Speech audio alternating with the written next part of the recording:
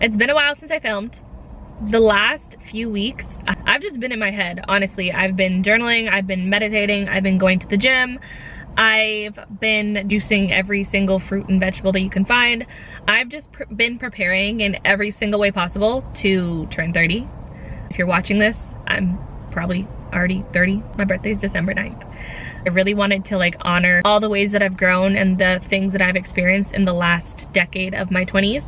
So I've been journaling a lot of that, and honestly, like, to write an entire decade's worth of my life. Nobody has time for that, so I figured I would come to my little video diaries here and in the briefest way possible try to condense my most memorable moments and experiences of my 20s into one video, kind of like a time capsule for my future self. So maybe when I'm 35, 40, or whenever, I can go back and this is my little like highlight reel.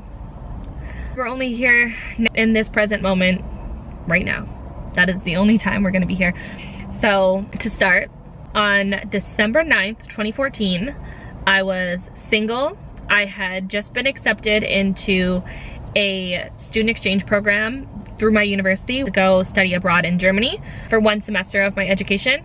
I was super excited. The world was mine, but I could not have ever anticipated the way my life turned out. God is good. God is the one that is up there connecting those dots for us even when we think we know what is going on. So yeah, December 9th, 2014, I was single. I was planning on traveling Europe. 3 months into my 20s, I got a boyfriend. Wasn't planning on getting a boyfriend. And 3 months after that, he decided that he was gonna come and live in the city that I was living in for my university, and he was gonna work there, we were gonna live together. And because I was so in love, I actually declined the opportunity to go study abroad. But everything happens for a reason, and one day I will be in Germany just not studying. So anyways, we moved in together. A couple months after that, I found out I was pregnant. That was pretty intense because I was still in university. I was in my final year. I found out 2 months after I was pregnant because I got my wisdom teeth out. I thought it was normal for me to be missing my period. I guess it's not. I was so excited to become a mom. So yeah, that happened. In my 20th year, I moved out, got in a relationship, and found out I was pregnant. And 21 came quick. I managed to finish my university. I graduated with honors, and I gave birth to my son via C-section 3 days before the graduation ceremony. So I got my degree and everything like that, but I was never able to walk the stage because I was cut in half 3 days before. I had a graduation ceremony in the hospital in my wheelchair. I feel like becoming a mom made me take a look at the person that I am and the person that I wanted to be, like my identity. For a moment, I felt like I lost it there. I think that's something a lot of moms go through. The first couple months were a blur. I did not sleep. I was severely dehydrated. And at one point, my doctor had told me that if I didn't get it together, I'd have to be hospitalized because I was running off of like 1 hour of sleep a night. So having insomnia and then giving birth to a child and having a partner that was working 12-hour shifts was not a good recipe for your mental health. But I made it through. Shortly after that, one of my best friends came to visit and meet my son. And after she met him, I'd put him to bed, and then she wanted to talk to me.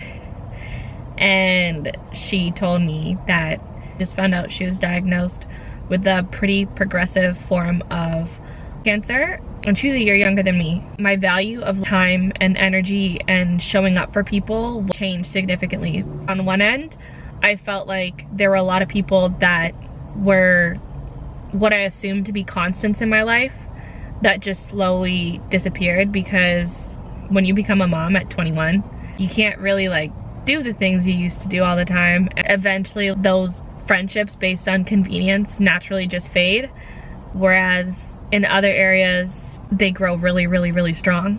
Those people that have always truly been there for you. And with this friend, we would see each other every single day. Like, I was learning how to create a life. I had a blank canvas in front of me when it came to my son, and every day was something new to learn. And at the same time, we both developed a really deep appreciation for like her life. And I don't know, it was unique, but if you know, you know. So yeah, it was a lot. At the end of almost every single day, I would cry to God and like talk to God about how grateful I am that I just had another day, that I made it through another day. that my friend made it through another day, that my son made it through another day, that like I really depended on him at that time. And we got through it with like pizza, movies, car rides, sitting in the car talking at night, and telling really questionable jokes. That's just our friendship. We really made it through some dark times, not just that time, but we've been through a lot together, and I feel like our paired sense of humor made things so much lighter. So yeah, we were like cracking jokes 24/7, and eventually we found out that it had spread to her brain and she had to have a surgery. And despite all the chemo and treatment that she was going through, she was able to keep her hair. They had told her that to have this procedure done, she would have to shave her head. So she gave me the honor, me of all people, she gave me the honor of shaving her head. And I remember I was like flipping through pictures of like Justin Bieber to like get her like this like cute, like almost like I don't know. There was a vibe, there was a plan. After the surgery, I called her and she's like, I'll never forget, she had said, "We're fucking idiots." And I was so confused because I'm like, what are you talking about? And then she had told me that they didn't have to shave her head. They only would have had to like go to like the base of her neck. And I'm so happy to say that she made it through her treatment, and she has been in remission for close to a decade now, because that's how old my son is. With everything going on with my friend, with everything going on with my son, I really wanted to start documenting my life like how I'm doing now. So my former partner and I, we started a family YouTube channel, which is now this channel, but we're not together. But that really like added to purpose when I was 22, 23-ish. In that time, we had moved out from my parents' house because we were living in my parents' basement when I first had my son. And that was great, but like, no. Like, it was great, but just like, no. Like, no. After being away at school and like moving back home, no. So he moved out. He went back to school, and I decided, once I saw how much like funding he was getting, and then also I was doing my research and I found out that if both of us were in school at the time, we qualified for our son's daycare to be almost free. And at that time, that was something that we needed. So I went back to school, his dad went to school, my son went to the most amazing daycare. They would give him like, delicious meals. He was always coming home with cool artwork. I absolutely loved his teachers. To this day, I still keep in contact with one of them. So shout out to Sam. You know we love you. That was the time I took a job working for the college that I was attending, and I worked in the financial aid department, so I was able to really branch out and help others, and that's been a big thing for me. I always want to help people. I feel like that period from like 23 to 25 was just all about growth. I was planning a wedding. If you watch my past video, you'll see all the reasons why that didn't work out. I feel like that was honestly God. Like, God was like, you're not meant to marry this man, which is totally fine. But the venue did not have to get shot up for us to find that out. But anyways, I digress. COVID happened, 26. We went through some really traumatic and stressful changes when it came to my family. It was like 25, 26, I would say. I'll probably talk about that in another video, but because of some things that happened, I had to move home to be closer to my family. And well, long story short, somebody that means the entire world to me was falsely accused, just based off of jealousy. And I honestly don't have the words for it still to this day. But they were falsely accused of something, and it put their life, their reputation, and their peace at risk. So I moved home. My family has always been really good at being exactly that. Like, family comes first, and that's something that we always say. Well, for me, God comes first and then family, but like in that situation, I knew I needed to be with my family, and we had to go through a trial.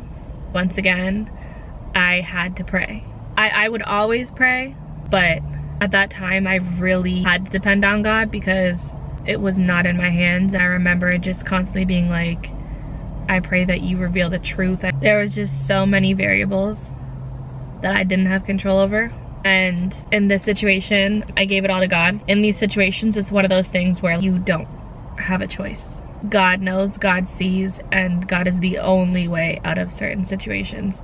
So for this, I would cry to God once again. The trial date came up, and Ooh, I need to turn my car on, I'm cold.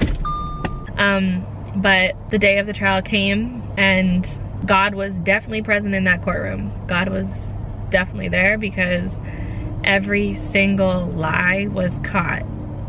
Every single thing, every single accusation, the malicious intent, all of that was beyond transparent. It was laughable. I actually had to stop myself from laughing at times when I had cried over this, like over and over and over again.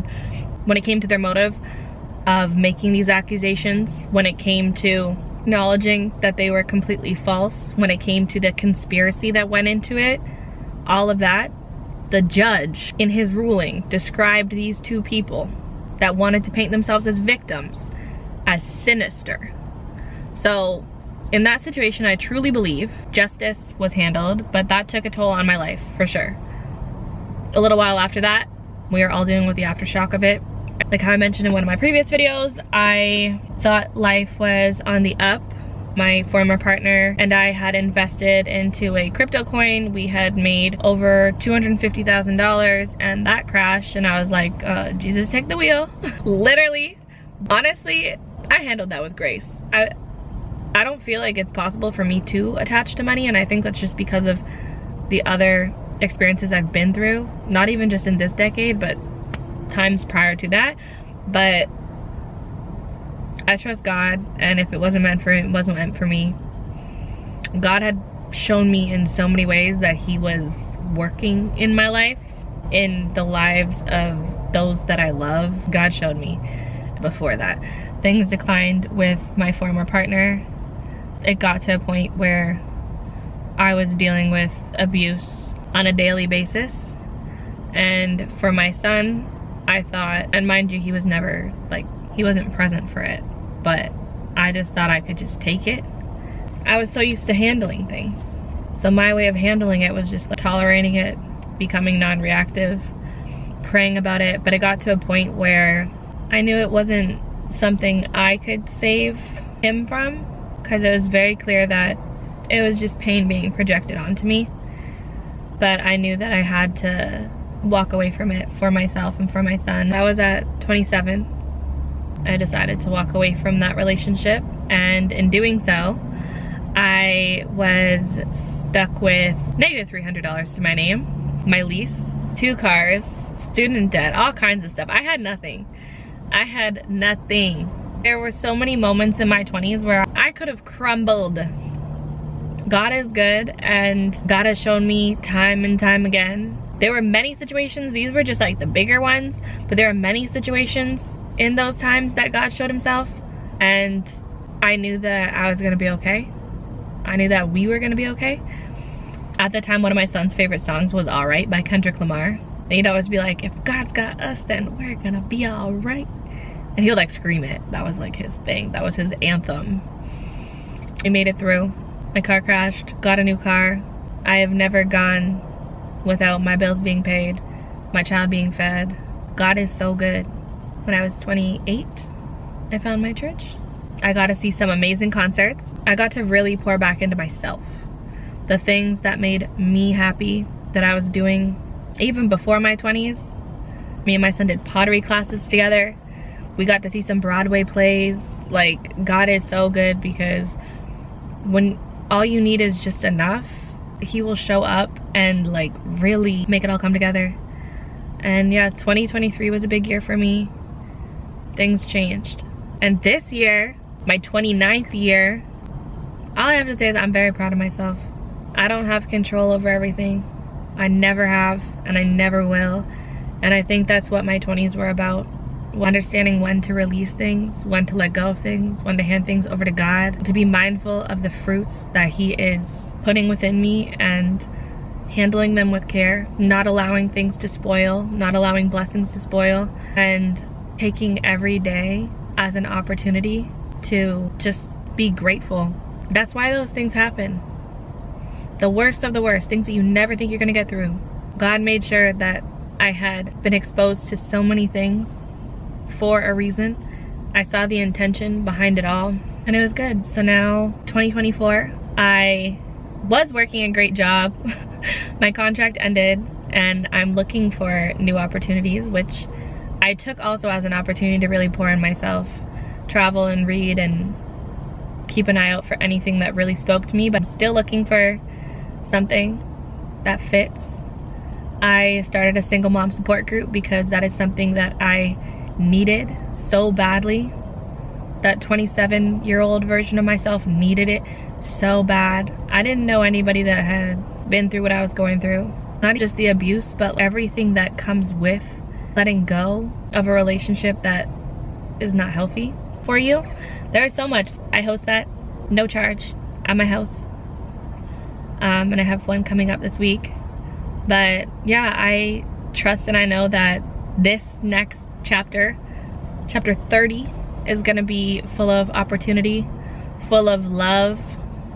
God has revealed some things to me that I'm like, I don't know for certain, but at the same time, I trust God, so it's not for me to know, it's for me to find out. So we'll see. You never know. But started 20, single, did not even anticipate the idea of having a child. By 3 months from now, I could be married. Who knows? That's how God operates in my life. Who knows? Only God. So I'm grateful. I'm patient. I'm understanding. I'm open to absolutely anything that is to come. And honestly, I feel like when you become a parent at 20, you're like mentally already 35 anyways, or like that's the expectation. I've been gradually undoing that and trying to live more of a timeless life, acknowledging my past, present, and future version of myself. And I know God will take care of me. God will take care of everything. God always does. For my future self, I hope that when we look back in a couple years, there's more to add to the story. More really positive things, more amazing things, because yeah, there have been a lot of lessons, there's been a lot of growth, and I'm happy, but there's still more work to be done. I'll update you guys in 10 years on how this decade goes, and hopefully it's a big one. I have a feeling it will be. Like I said, God's been revealing some things to me and I'm like, okay.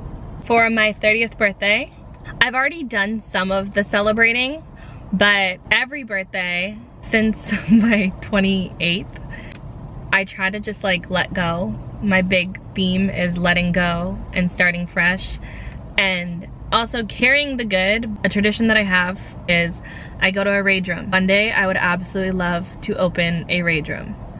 This year I went with my son and he loved it, he needed it, but you go into a room, they blast music, usually it's screamo or really intense trap music, and you just smash things. You get baseball bats, you get crowbars, you just let it out. It's very therapeutic. I did it last year as well. And all those moments where I choose to be graceful, to be the bigger person, to let things and comments slide, as much as I let them go in that moment, our bodies hold on to things. And sometimes it just feels good to smash stuff. So we went to the rage room. I went to an art gallery. I love to appreciate things and take things in. And I always go to a spa. That's the last stop. So you let out the anger, you take in the beautiful things, reflect and connect with the art, and then you just like relieve the tension at the spa. So you let everything out of your body, and I eat good.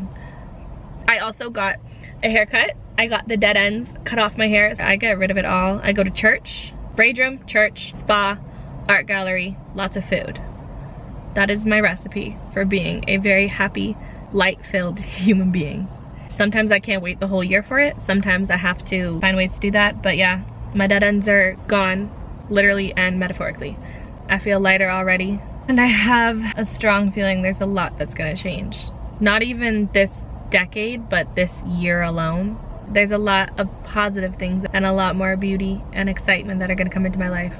But yeah, I hope you have an amazing day.